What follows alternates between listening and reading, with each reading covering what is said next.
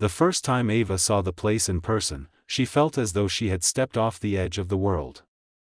The long gravel road stretched ahead behind her, flanked by dense pine forest whose trunks leaned inward like silent sentinels. The sky was a flat gray, low with clouds, and a cold wind whispered through the trees, making their branches creak as if speaking in a language she almost understood. She could see, off to her left, a tarn of dark water, a lake or pond she hadn't yet mapped, its surface still, reflecting the cloud bank like a fractured mirror. The air smelled of damp earth and pine resin. Every exhale she made came out as a little ghost of vapor in front of her face. Ava's car idled at the lip of a small clearing, the tires crunching on loose stones. She turned off the engine, clutching her notebook in her lap. The notebook had come to her in a half-dream, words, sketches of old buildings, half-formed maps, and fragments of a journal from someone long gone. She was a writer by trade, but what she carried felt more like a puzzle piece forcibly pressed into her hands. She looked around, saw only the forest and the dark water, and heard in the distance a lonely caw of a crow. Her heart thumped, part excitement, part dread. She stepped out onto the gravel, her boots crunching. She pulled her jacket tighter, though the chill was subtle.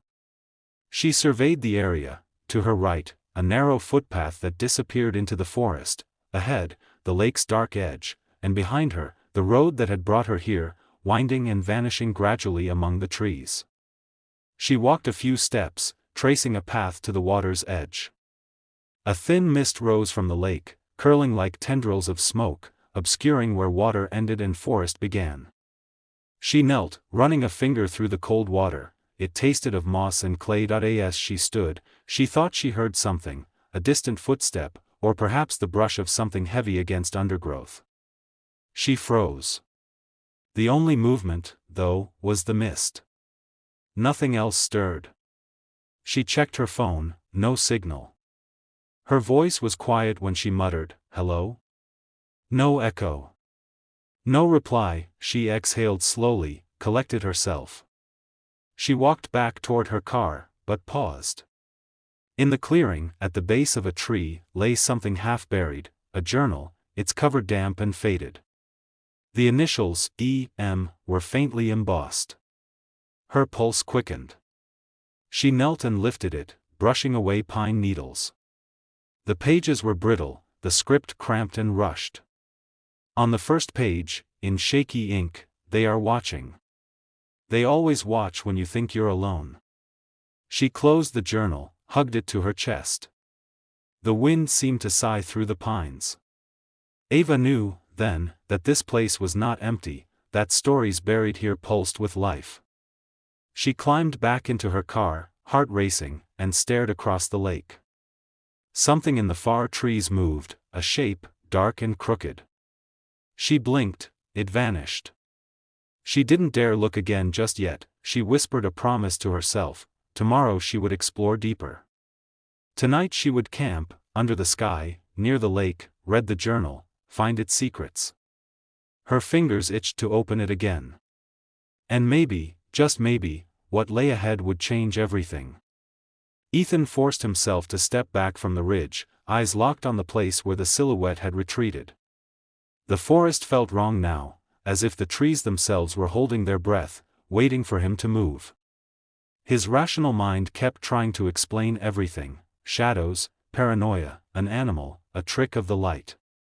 But the deeper part of him, the instinctive, primal part, whispered a single truth: he was being watched. He started down what he thought was the trail, though even calling it a trail felt generous. The path curved through the trees like something trying to mimic a hiking route rather than actually being one.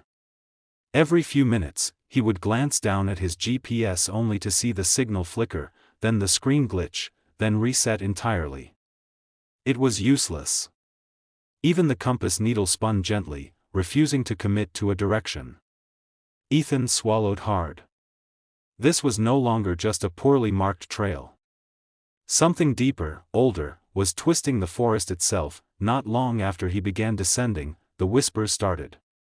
At first they were faint, like wind slipping through needles, but there was no wind. The cadence was too measured, too intentional. Words wouldn't form, but emotion did. Urgency. Warning. Hunger. He tried to ignore it, but every hair on his arms rose, and an icy prickle crawled across the back of his neck.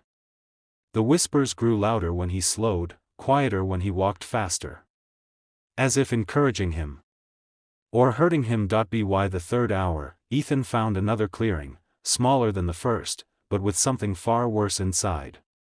A tent. Collapsed. Molded. Torn open from the inside.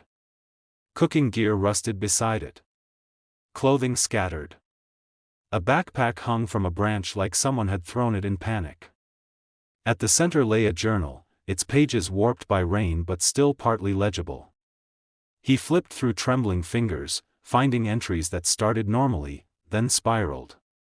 The later pages spoke of the forest that hums beneath your feet, the trees that move when you blink, and finally, a frantic final message scribbled so hard the page had torn. It follows you by your sound.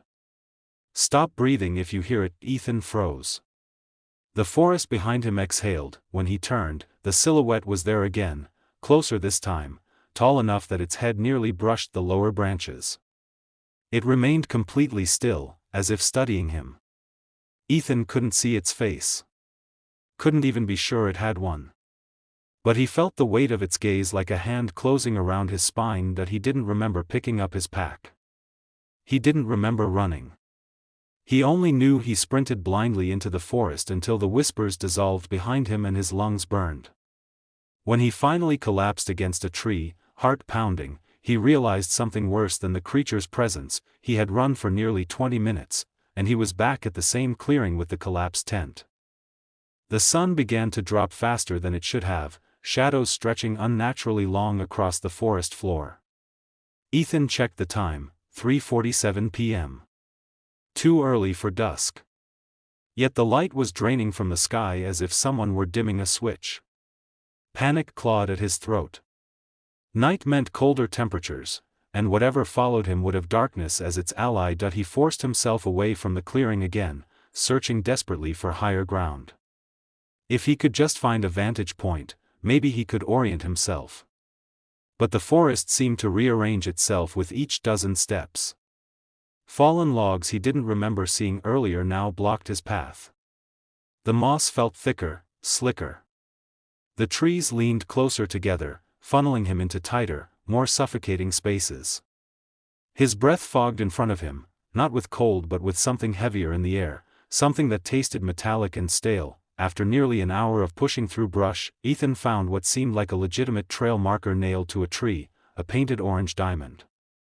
Relief washed over him. He followed the markers downhill as the last light drained from the sky, but something about them felt off. Too freshly painted. Too perfectly placed.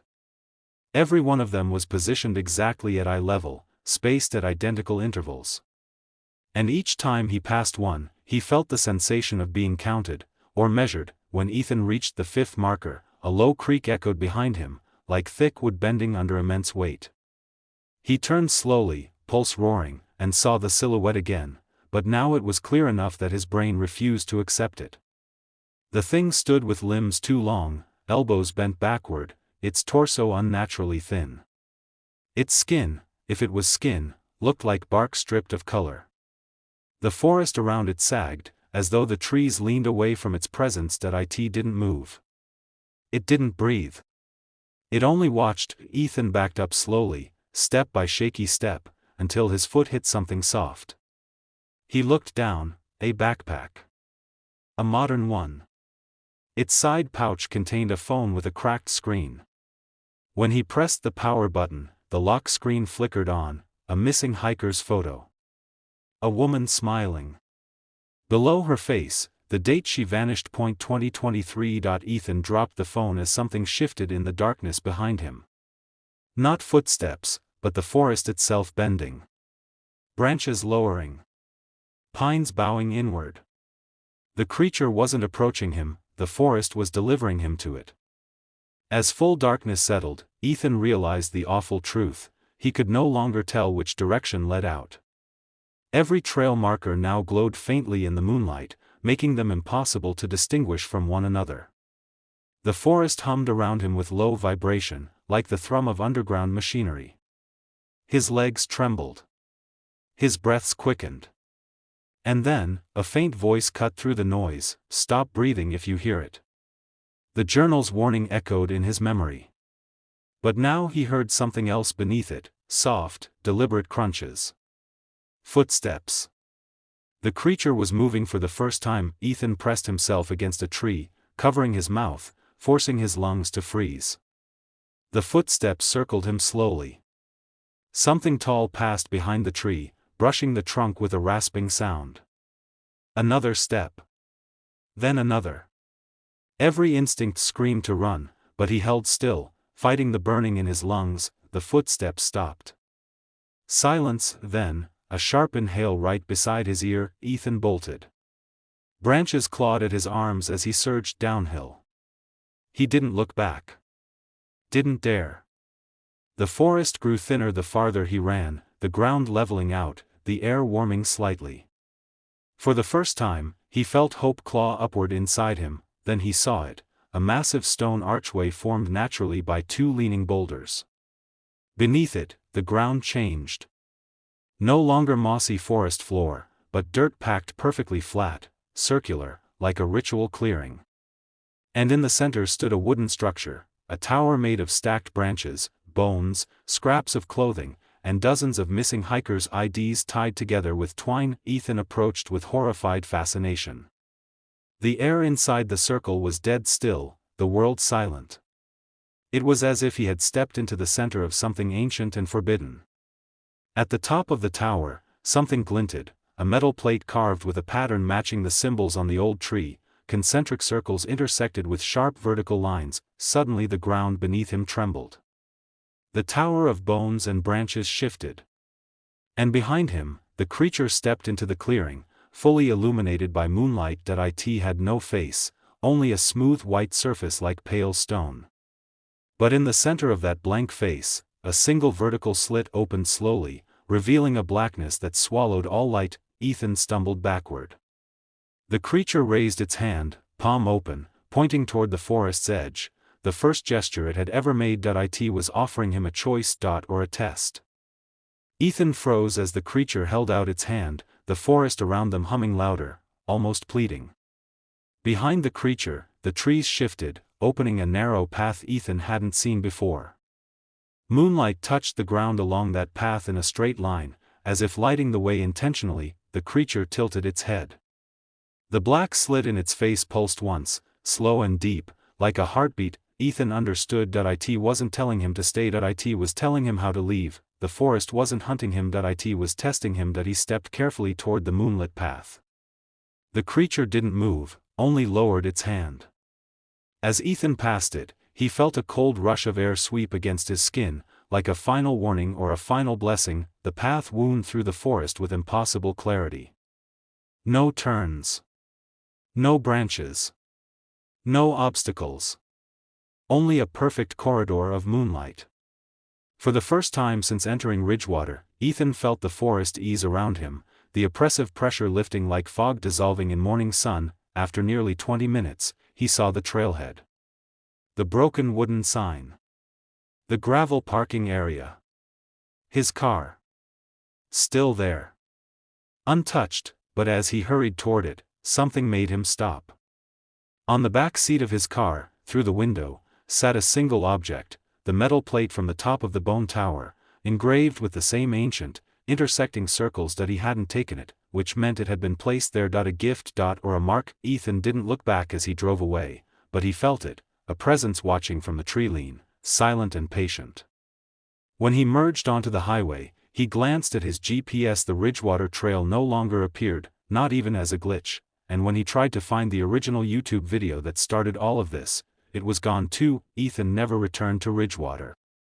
But sometimes, late at night, he swears he hears a soft whisper outside his window, the same whisper that had followed him through the forest. A reminder or a calling, because trails like Ridgewater don't disappear, they wait.